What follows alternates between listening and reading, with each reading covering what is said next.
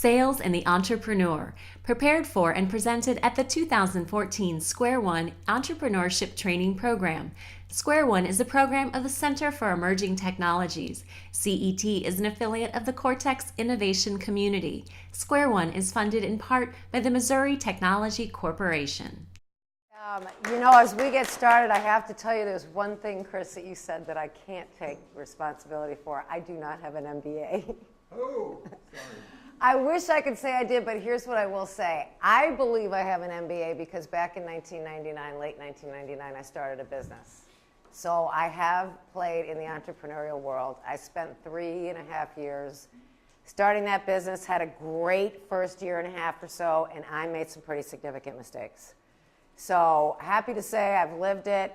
Didn't go so well, but I was able to drive myself into another business, not drive myself, but be introduced to. And I've been with Stark & Associates ever since then. It's a very entrepreneurial boutique sales development firm. And as Chris said, I did just in May get back to being a business owner and bought the business. So don't have the MBA, but I feel like I earned it anyway. Lots of mistakes, a lot of money. So our topic for today is sales and the entrepreneur, which is your plan for success.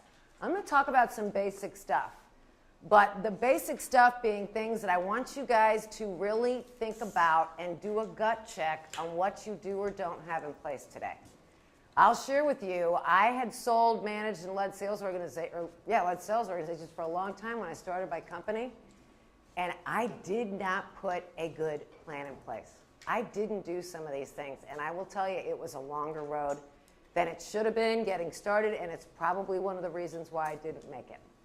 So think about what you have, think about what you need to put in place, and hopefully what you leave with today is a couple of things you're going to go do. This is tangible stuff. You should be able to go out and put into practice or tweak on your end. As Dan and Julie said, you're welcome to call me on anything. If you have any questions, concerns, things you want to ask about sales or the sales side of your business, feel free to give us a call. Becky Vidal is a new associate with us in the back. She's here to heckle me and throw tomatoes at me. No, she's really here actually she's new to the business and learning some of the work that we do. So before we get started, two things. One, I know you all sell different products, some consumer-based, so that's through channel. Some you're selling direct B2B. Some's technology. I'm going to ask you to do me a favor for our discussion. Take off your I sell and put on a what I need to do to sell. Okay? Anybody have any idea why I'm asking you to frame your thoughts a little differently? Our concept is our baby. Yes.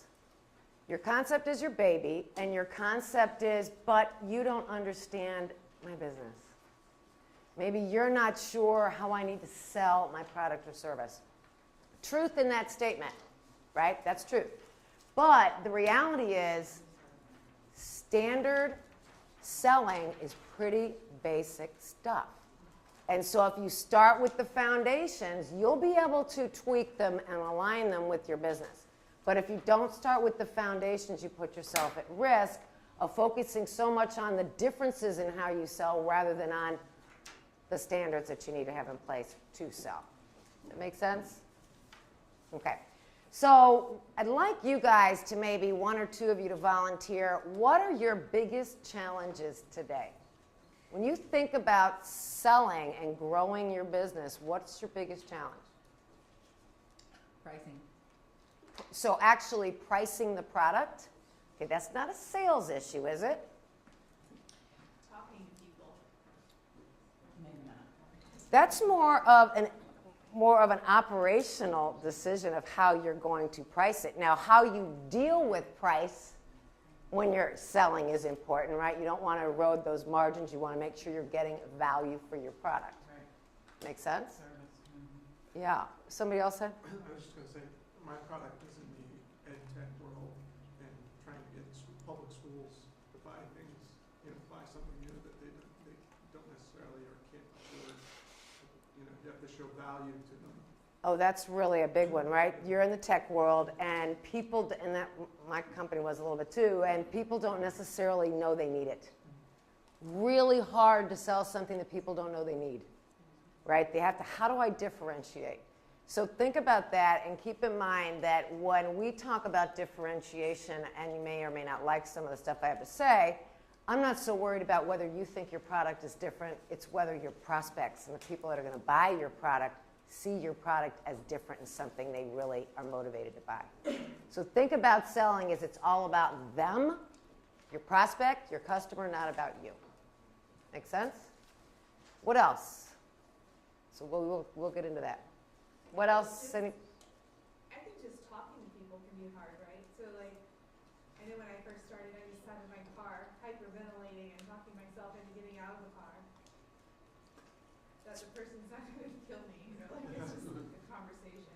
So some of that is fears, and we're going to talk about competency, because the success of your business is going to be based on your level of competency to go out and sell. And part of competency is your commitment to it and your lack of fear, right? That overall drive and motivation that pushes the fears away and actually motivates you to be out doing what you need to do. Just another aside to that, quite honestly, if you also think about selling is not talking. If you really want to discover why the schools you want to sell to are going to buy from you, you have to be willing to ask good questions about what they were struggling with, what are the things they're trying to accomplish, what's important to them, in order to figure out what you would even tell them. Okay, so talking is not selling. Simple, simple concept. Anything else? Okay, let's jump in. So 3 questions. Who are my prospects? What is my selling process? And who should sell my products or services? These are 3 questions we're going to answer today. Again, kind of basic stuff. In our world, we talk about success because answering those questions is going to point to building a success plan for you. We marry it under the simple concept of what we call the BAT success triangle. So what does that mean? Do I know what behavior I need to do as the business owner selling my concept, product, or service to my prospects or customers? Do I specifically have a plan? So we're going to talk about goals. We're going to talk about territory planning. We're going to talk about sales planning. We're going to talk about execution of all of those things. That's the what, and that's what behavior is. The attitude side of it, we're going to get into that. A little bit of what you talked about, and I don't know names, so I apologize, but ooh, that anxiety of hyperventilating when you're sitting in your car thinking, I have to go talk to them. Oh my God, I just really don't want to do that. Attitudes, a lot of them are things like, is the fear greater than your motivation? Are you telling yourself every day, I hate to sell? I wish I could hire somebody to sell. I'm just going to hire a salesperson. Anybody telling themselves that today? Okay, so think about what we're going to go through today. Because as we end up the session, you'll hear me really challenging you on the idea of hiring a salesperson, because you hire a salesperson, what happens to you in that moment? You become the sales manager who still has to sell, but now has to manage him, now has to lead him, needs to know how to sell, needs to teach him and have a plan for them. So a lot of attitude stuff we're going to get into. Technique. The technique of selling is really an art. There are specific techniques you need to have. If I was going to tell you, because I can't teach you all the techniques tonight, one you could take away tonight. Listen. Do the gut check. When you leave a call, you're on a sales call, whether it's phone or you're face-to-face or even email, who's doing more of the talking? If it's you, there's a problem. You can automatically dissect that call and identify a skill you need to work on, which is building a series of questions, having those questions defined well enough that you know what you need to ask when you go on a call, and then you know well enough to listen. So this is what success is for us when we define building a plan from a sales perspective. So how many of you currently would say you have a pretty clear sales plan? Nobody? Okay, that's all right. I would expect that. Okay, so you did in the back. What do you have in your plan? What is that made up of today? Sorry I'm calling you by you. That is terrible. I'm Sarah. Thank you, Sarah. Okay. So I actually have, so I have an online software that's geared, it's a B2B basically. So my sales plan is to go after other people who sell to the same organizations that I want to sell in and create relationships with them by helping them to manage their compliance. And then they go and they evangelize to their clients about how much we help them with their compliance, because they're both required to have the same compliance. So it's actually worked out quite well, where when I started, I only had 7 people sign up, and now I'm at 52. Wow. So in just a few months. So it's that relationship building with the other organizations instead of my target market has helped. So that's a channel sales strategy, right? Yeah, so there's several. So we actually, and then I actually go and speak at conferences on HIPAA, which is what my product does. So then I'm developing trust with my target customers because I'm going and speaking at their conferences on what they need. So you're really using referral resources based on the audience that you're selling to. Yeah. Fair? That is a big chunk of a sales plan, so congratulations, that's awesome. So question for you, in that situation where you're leveraging those people that sell to your customers, right, but don't compete with you, is it you're paying them and they get a commission? No, I'm not paying them. They have to still pay me to use my software. Okay. But it's just, they need it. And so what we've done on top of that is, so there's other consultants that are doing HIPAA consulting. So we're creating a pro network of consultants that if they keep 5 organizations on our software, they get their access to our software for free. That's great. I was just going to say, how are you playing either a pay it forward or a win-win in that model, right? Because that long-term creates the longevity to the process. Well, we've held free seminars for the other people, like the other companies that are selling into our clients. They give seminars, and I've gone to speak for them and don't charge anything to speak for them, and so there's win-win. You're doing a lot of good things. We are speaking, right? We speak all the time, right, in front of groups like you for people to evangelize and people to, let's say your companies grow. Hopefully you think about Stark & Associates as a resource. So you're doing a lot of really good things, a lot of really good things. So the first piece of developing what we call is a territory plan, which is not a geography plan. It's who am I targeting?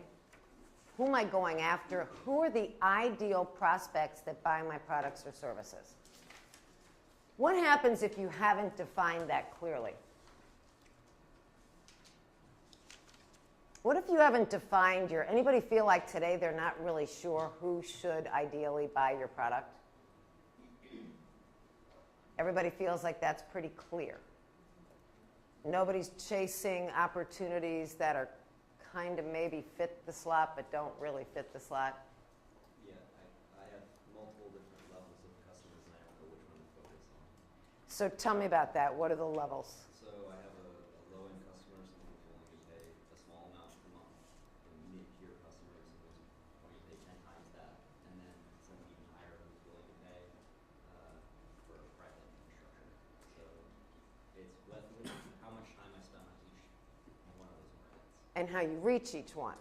So if you think about a sales plan and you think about your goal, if you have a revenue goal and you think about realistically how many deals you need to close to hit that goal based on you as a sole salesperson today, can you look at how realistic that is or what that number needs to be?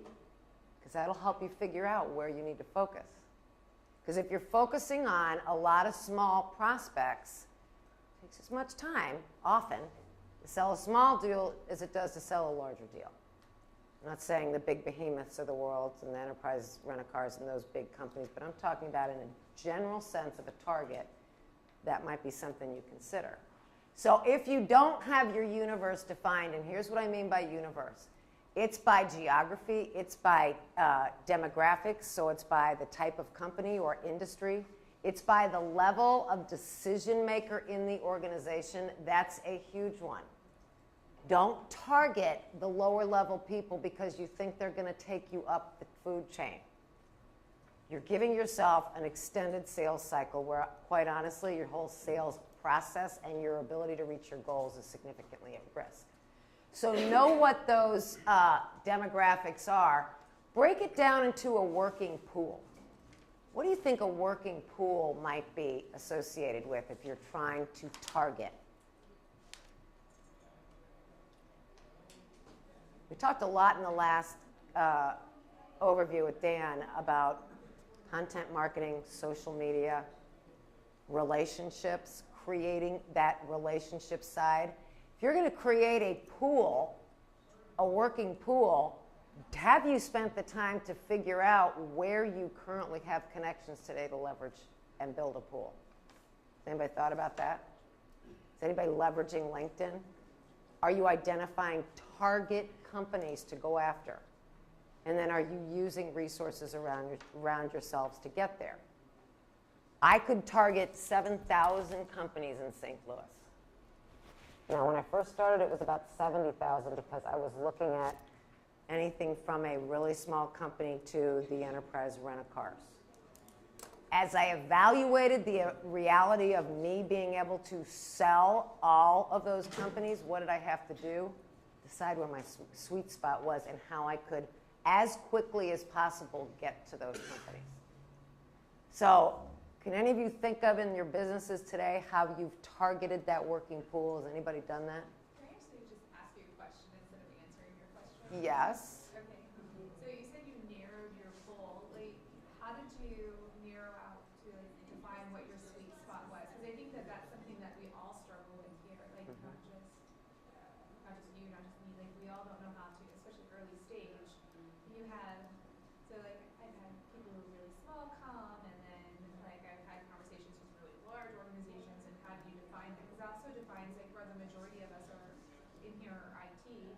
So it also defines how we go and develop our products by how we're defining our sweet spots. Well, there is a lot of marriage there, but if you're thinking about your own goals, what's the biggest risk for an entrepreneur? Failing, losing all your money. Yeah. So the goal is the fastest path to a check. Yeah. Okay, seriously. You have to be looking at what's the fastest path to close a piece of business. Is it going to be in the big, large company? No. Probably not. Is it going to be at the really small? No. Probably not, because the checks aren't large enough. So then what is that ideal criteria? What does that look like by size and by industry? Don't make the mistake of thinking that if I don't call on all of them, I don't have an opportunity to get them, because that's a shotgun approach. And you're blasting all over the place and you may never be hitting the target. So you should do another presentation later on just that. There's so much content here, we could spend hours on that. I know. We're hitting stuff from a high level, but that's a really big one, because if that's not defined well, you can spend a lot of time in the wrong places. So if you've developed your working pool of prospects or your target, you then determine, how am I going to go after those? What's my plan to sell them? So your sales process, first step is I need to identify who they are, right? That's that working pool. It's a list. It's either you pull up a Hoover's, or, I mean, there's all kinds of lists you can get on where to find your target, okay, and who they are by SIC code. The second piece of it is, how do I prospect to them? So now you're looking at identify, initial contact, meetings, proposing, and closing. 5 simple steps to a basic sales process, but it's very different in each one of your businesses. So, I'm sorry, and identify initial meetings. Identify initial contact, contact. face to face, which is meetings, propose or quote, and close.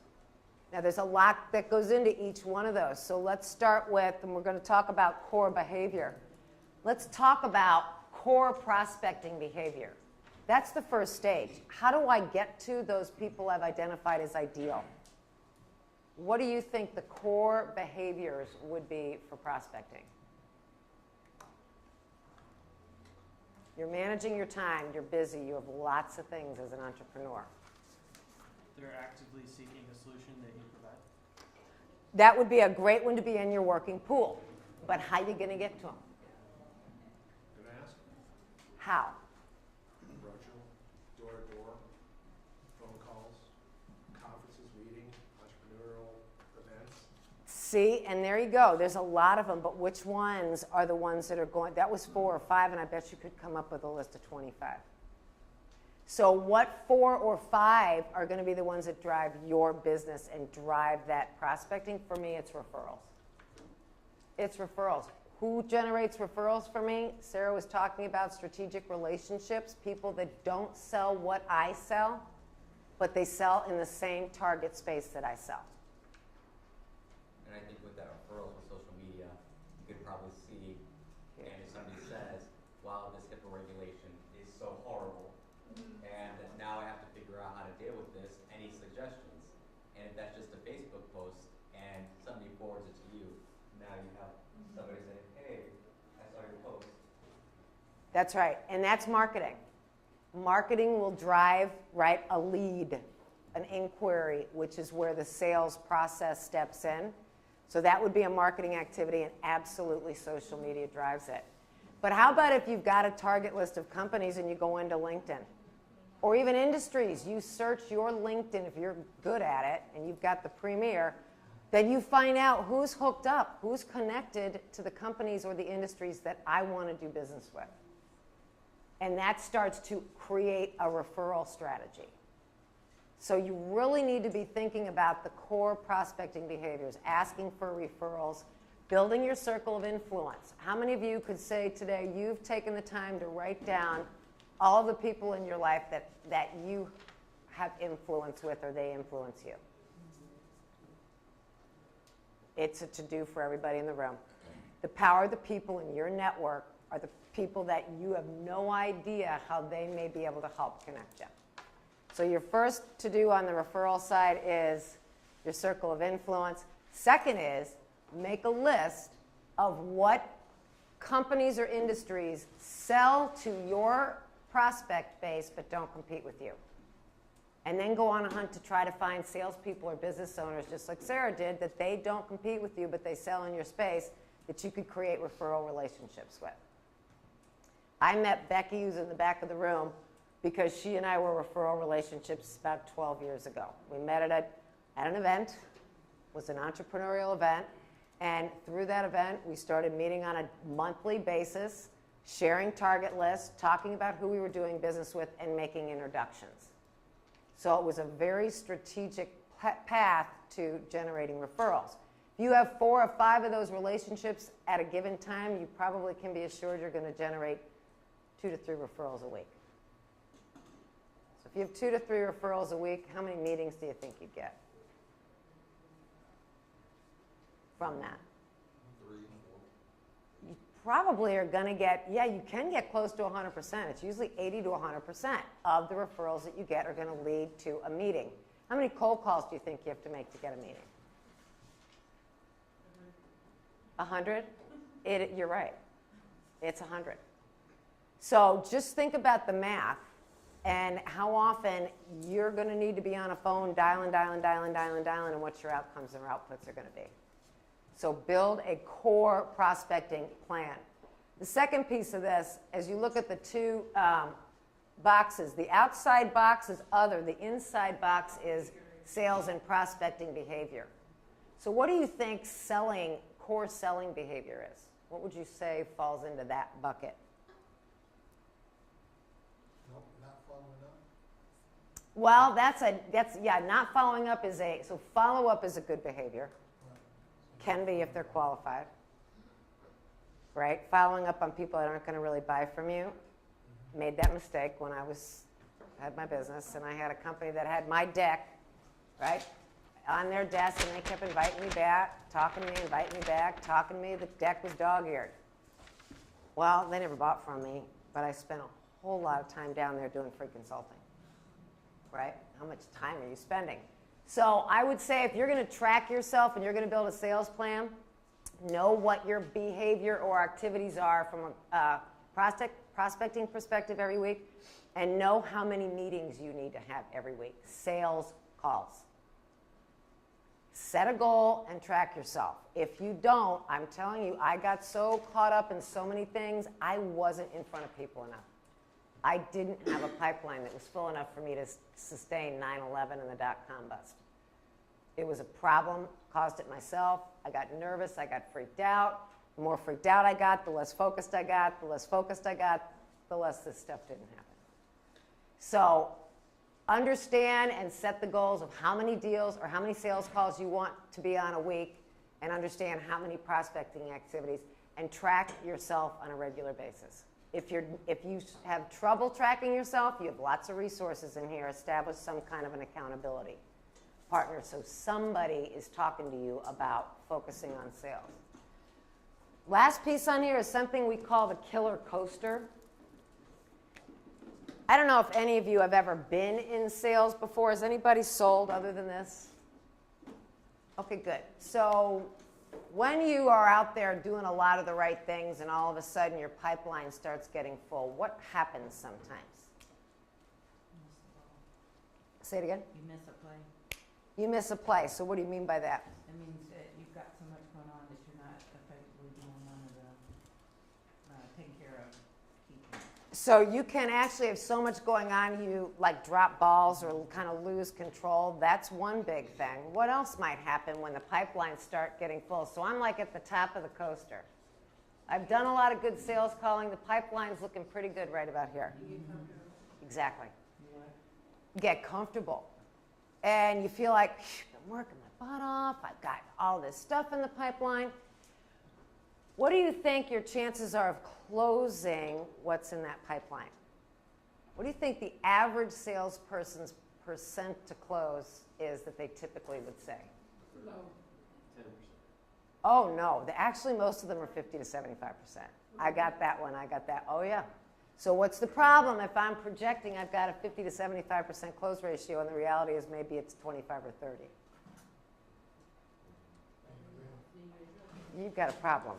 Because you might think this is done, closed business, when in fact, end of the day, end of the year, you might have needed a pipeline that was 3 times as big as the one you have. So don't let that feeling of comfort drive you to complacency and drive you to say, I can skip making those calls this week. It's no big deal if I don't make those 2 meetings or if I don't have those referral conversations.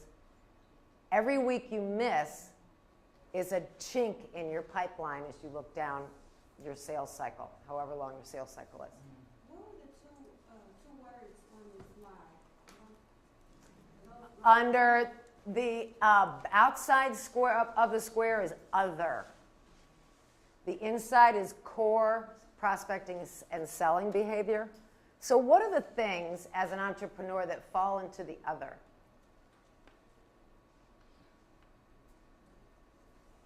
What else do you have to do on a daily basis that falls into the other bucket? Manage social media, meet with people, build relationships, Marketing, pay your bills, Everything. everything. The list is so long. And I look back and think to myself, I'd start a day and I'd go into my office, and we were out at the Enterprise Center I used to call it the Blue Roof Inn, the one that's out in the valley in Chesterfield.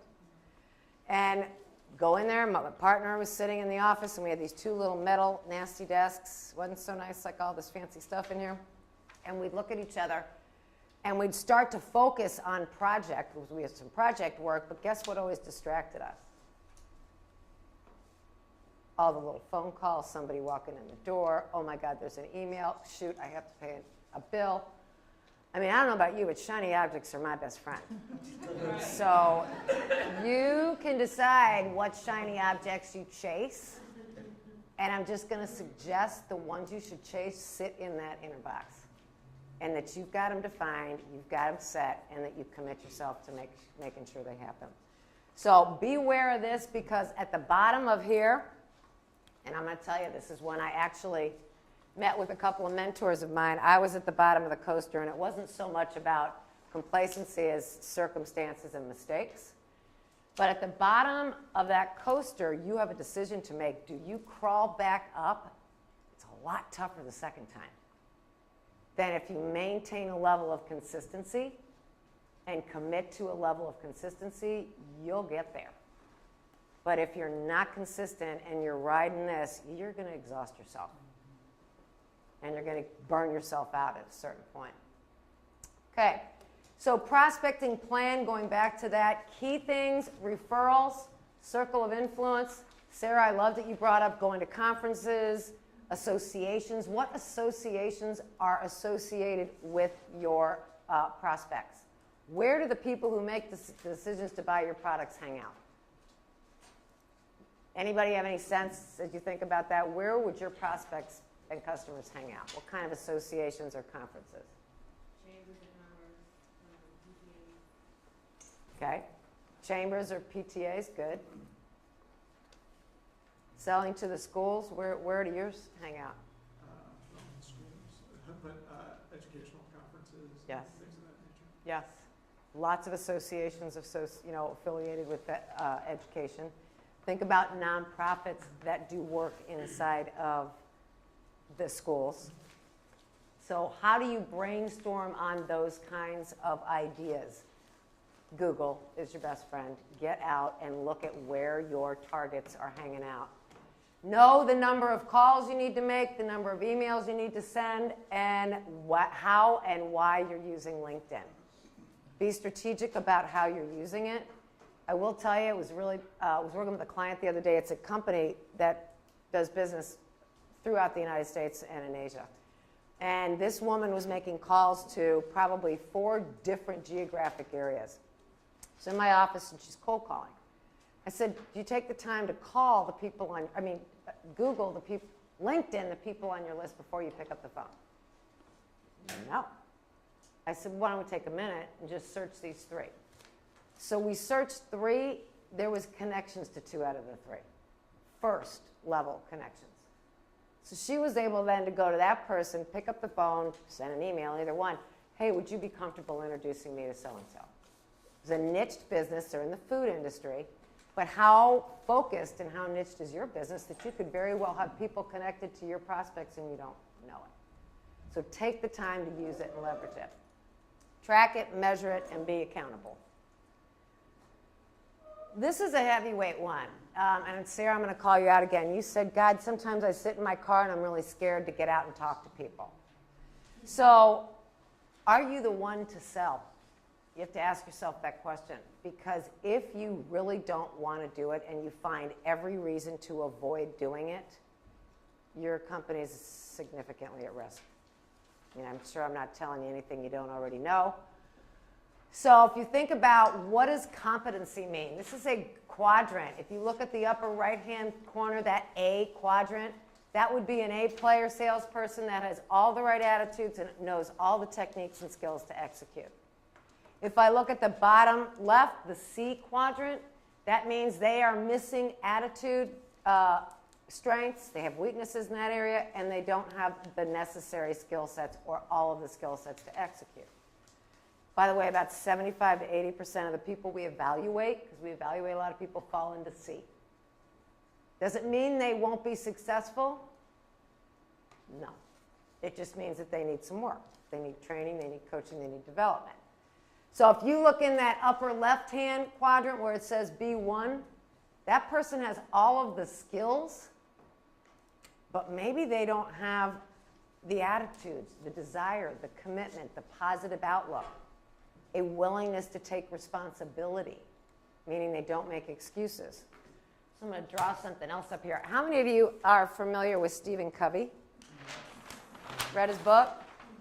It's kind of an old book. You guys, most of you are really young, so you may or may not have read it. But there's a concept in there, and it's a great book. Never goes out of style.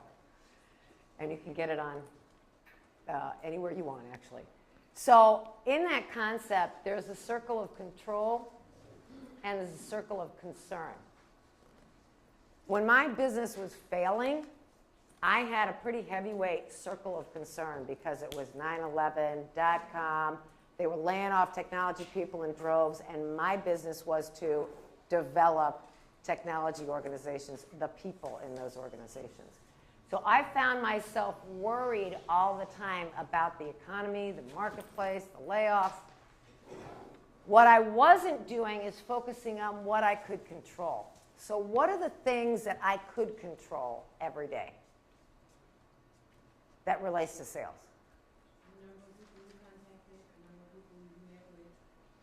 You are smart. Exactly. I could control how many referrals I asked for, how many referral relationships I met with, how many calls I made, how many meetings I had. I could control that. So when you think about your days and you say, I was too busy to make those calls today, you guys could all become accountability partners. Is it inner circle, outer circle? Is it just an excuse? Are you avoiding what you need to be focused on because you're uncomfortable for whatever reason?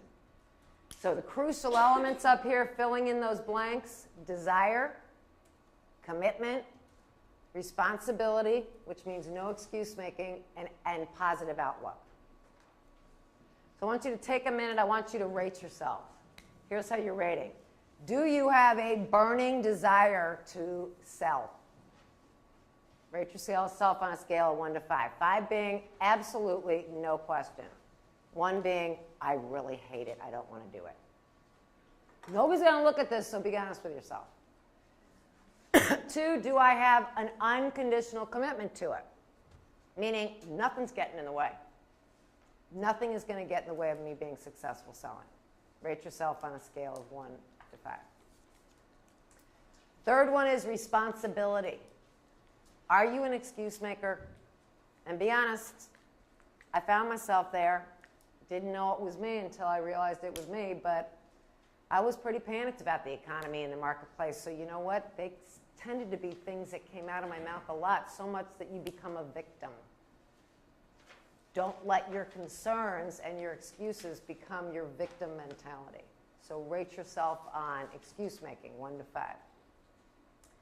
Last one is, do you have a positive outlook about your business, about selling in your business, and about sales in general? Rate yourself on a scale of 1 to 5. For the excuse, for responsibility, is one that, which way is it going? That's a good question. So 1 would be that you tend to make excuses a lot. 5 would be, I don't make excuses, I take responsibility, and nothing's going to get in the way. So how many of you rated any of those below a 5? So anybody want to share what they rated below a 5? Okay, so what's happening? I'm pretty confident in what I do most times, but this is like a new space for me. It's kind of because a lot of people here have a tech background, and I just happen to have an idea and to understand that it works better in tech. So sometimes I feel like I'm not as prepared as some other people, so it makes me work harder. So I guess I don't make excuses because I'm a very hard worker, but it's still intimidating to know that some people can program themselves where I had to like hunt down programmers to be like, can you get this done for me, because I actually don't have that skill set. Right. I have other skill sets. I'm not sure that's excuse making. Okay. Excuse making is you're making excuses for why. Maybe you are 5. Sounds like you're going to do whatever it takes to get it done, right? No matter what. Now, I will challenge you, because on that attitude side, what you believe will be what you will be. Believe in yourself and have the confidence. If you're telling yourself negative things every day, you will create negative outcomes. So fundamentally, I don't know if any of you journal. Some people think it's goofy. I will tell you, positive journaling is powerful. It can change the way you approach every day. I've done sales before, and the one aspect of it that I don't look forward to is doing it every day for the majority of the day. Because I worked in, I did sales in the fashion business, and many times the buyers could wear you out. Well, absolutely, because buyers want what? They want very low prices, they want, in those days, kickbacks, but there was always a feeling of, you're the ant, and we are the queen bees, so to speak. Well, and that's pretty typical, right? That they have control over you. Yes, and they have big pockets. And most of the customers I was dealing with, they had very big pockets, very deep pockets. So, but just gearing up and a lot of times listening to them hang up on you on the phone or try to negotiate much lower rates in terms of pricing, and when you knew and they knew that you couldn't do it. Well, and that's a control thing. God bless you. That really is their control. And when I asked you the question early on, do you have a sales process? If you don't, the buyer's process wins. And that's what's happening in this, what you're describing. They're using price as a weapon, right? Because they can. Because maybe you don't have a way to get around it. Another challenge maybe is, should you have been calling on the buyers? That buyers often are the transactional purchaser, but they don't make decisions on the vendor. Well, these did. Okay. These definitely did. The biggest problem was that for one manufacturer, for one department store or chain store, there were thousands of manufacturers. Very competitive. So it goes back to differentiating. Yeah. And we're going to talk about the buyer-seller dance in a minute, which is what happens there. But you're right, it gets frustrating. You get beat up every day. Yeah. So that's the attitude side. You're getting beat up every day. You're hearing no's. It's like you're being rejected again. I've made 100 calls. I got one person to talk to me or one person to schedule a meeting. It just seems like a long road. So a couple things. You got to be mentally tough. If you're in sales, you got to be mentally tough. So what are you telling yourself before you pick up the phone? Second, schedule your prospecting. So you don't feel like you're every day 8 hours banging on a phone. And do you need to be banging on a phone? Is it better that you build a referral strategy? And I'm going to say step back and look at your strategy for prospecting, because that's your best weapon to get out of the cold calling all day long. Okay, any other questions on that one? So the major weaknesses, I'm not going to get into those just based on time, and I will say that I told Mary Louise, I have to shut out by 8:15 at the latest because my son's coming home from college. I told him I'd be home to have dinner with him. But the major weaknesses are, again, what things get in your way? Fear of rejection, need for approval. Do you want people to like you so much that you're afraid if you're going in there to try to sell them something, they're not going to like you? Or if you ask for the business, they're not going to like you. So those things are obstacles. And ultimately, from an attitude perspective, if you were going to rate yourself on a 1 to 5, do you think you're the right person to sell in your business? 5? Or no, I don't at all would be 1. And again, this is a gut check. I mean, I do gut checks with people because the reality is if you don't believe it, you won't be it. So if you're not believing it today, you can change that, but you change that. And if it really isn't you, then who or how? Okay, but don't kid yourself by just avoiding the process. This kind of goes right to that. Anybody know the frog legs recipe? You put frogs in a large pot of warm water and you just continuously turn up the heat till all of a sudden they're dead and they don't know it. I don't mean that like to be the Grim Reaper at all. You guys are in an exciting, exciting space. But don't let yourself sit in the pot. Get outside of the pot and put yourself in a position of moving towards that growth and that goal, because it is you but it takes you guys really focusing on a regular basis. Corollary, if you decide to hire a salesperson, have an A player hiring, recruiting, and interviewing process. It's your biggest risk is hiring the wrong salesperson. Because if you're relying on them to go out and sell your products and services and you got the wrong person, you significantly, again, reduce those odds of moving forward.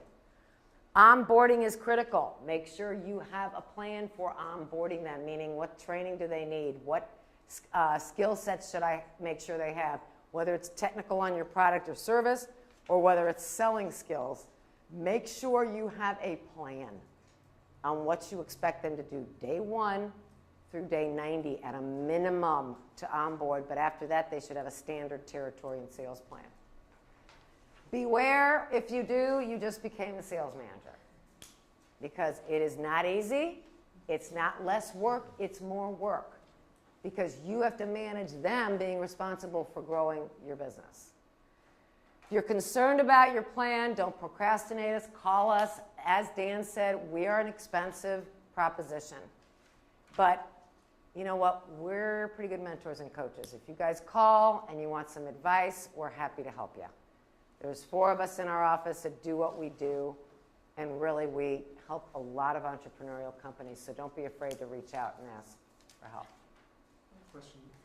Just, being that we will all potentially be small companies growing into bigger companies, how do you, as a salesperson, handle, you talk about the sales funnel, but when you potentially sell a couple pieces of business, all of a sudden the funnel of onboarding customers strangles your ability to actually, bring on new customers. So what might be something for you to be thinking about now?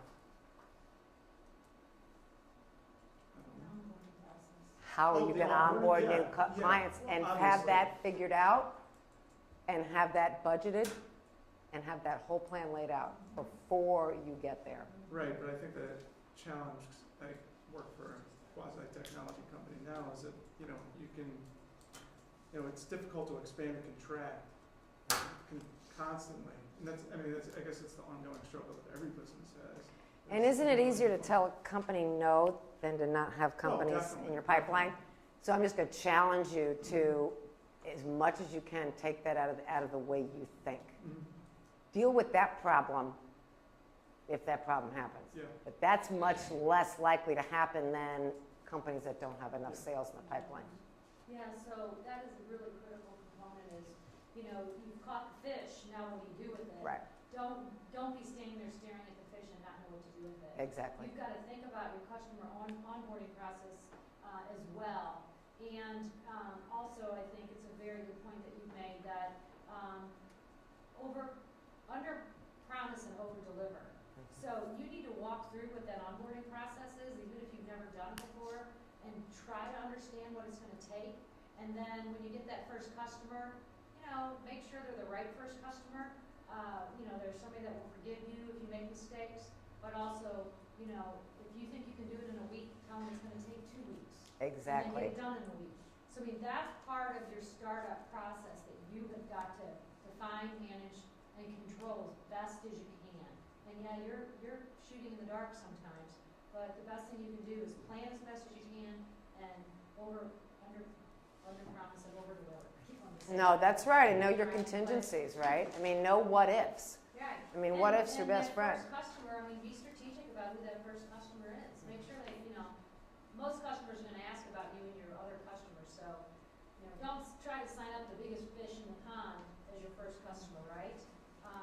Start slowly. Start with a friendly customer, somebody that will forgive you and understands where you are in your business cycle. And the more that somebody you have a relationship or you're referred to, the more likely that's going to happen. So I can't say enough that you guys should really try to leverage the referral strategy. Dan said network, network, network. You should be. And St. Louis is probably the most networked town I've ever seen. So figure out. It is the biggest one. It is. Yeah. It's just amazing. I think it's about 2 degrees of separation, not 6. So take advantage of that. Think about your friends at school, church, anywhere and everywhere, and start meeting with them and talking to them about what you're doing. Any other questions? There's so much to cover here, you guys. I wish I could have gone deeper on some of the stuff, and if you want us back, we can come back and help you in other areas. Be happy to. Thank you. very much.